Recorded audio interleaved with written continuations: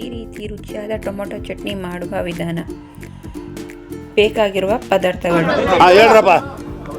ಈರುಳ್ಳಿ, ಬೆಳ್ಳುಳ್ಳಿ, ಜೀರಿಗೆ, ಉಪ್ಪು, ಒಣಮೆಣಸಿನಕಾಯಿ, ಟೊಮೊಟೊ.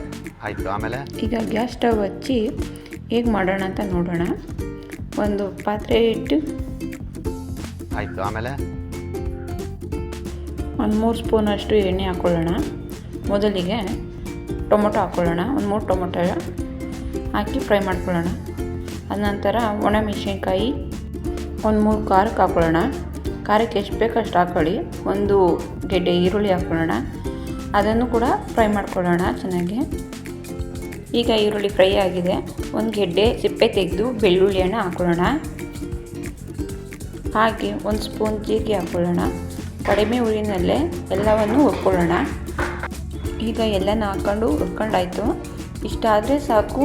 ಒಂದು ಸ್ವಲ್ಪ ಮೆತ್ತಗಾದಮೇಲೆ ಗ್ಯಾಸ್ ಸ್ಟವ್ ಆಫ್ ಮಾಡ್ಕೊಳ್ಳೋಣ. ಬಿಸಿ ಆರಲು ಒಂದು ಪ್ಲೇಟ್ಗೆ ಹಾಕ್ಕೊಳ್ಳೋಣ ಎಲ್ಲನೇ.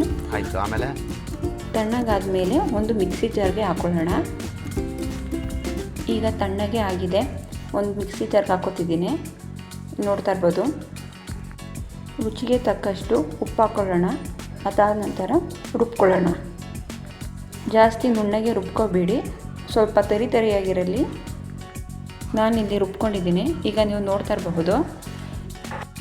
ಈ ಥರ ಇದ್ದರೆ ಸಾಕು. ಒಂದು ಬಟ್ಲಿಗೆ ಎತ್ತಿಟ್ಕೊಳ್ಳೋಣ. ಈಗ ಪಕ್ಕದಲ್ಲೇ ಒಗ್ಗರಣೆಗೆ ರೆಡಿ ಮಾಡ್ಕೊಳ್ಳೋಣ. ಒಂದು ಗ್ಯಾಸ್ ಸ್ಟವ್ ಆನ್ ಮಾಡಿ ಒಂದು ಬಾಣಲೆ ಇಡೋಣ. ಕಾದ ಮೇಲೆ 3 ಸ್ಪೂನ್ ಎಣ್ಣೆ ಹಾಕ್ಕೊಳ್ಳೋಣ. ಸಾಸಿವೆ, ಕರಿಬೇವು ಹಾಕಿ ಒಗ್ಗರಣೆ ಎತ್ಕೊಳ್ಳೋಣ. ಇಷ್ಟಾದರೆ ಸಾಕು. ಈಗ ಟೊಮೊಟೊ ಚಟ್ನಿಗೆ ಒಗ್ಗರಣೆ ಮಿಕ್ಸ್ ಮಾಡ್ಕೊಳ್ಳೋಣ. ನೋಡಿ, ರುಚಿಯಾದ ಟೊಮೊಟೊ ಚಟ್ನಿ ರೆಡಿಯಾಗಿದೆ. ಈಗ ದೋಸೆ, ಚಪಾತಿ, ಅನ್ನಕ್ಕೂ ಕೂಡ ಚೆನ್ನಾಗಿರುತ್ತೆ. ಈ ಸಿಂಪಲ್ ಟೊಮೊಟೊ ಚಟ್ನಿ ರೆಸಿಪಿ ಇಷ್ಟವಾದರೆ ಲೈಕ್ ಮಾಡಿ, ಶೇರ್ ಮಾಡಿ, ಕಮೆಂಟ್ ಮಾಡಿ, ಸಬ್ಸ್ಕ್ರೈಬ್ ಆಗಿ.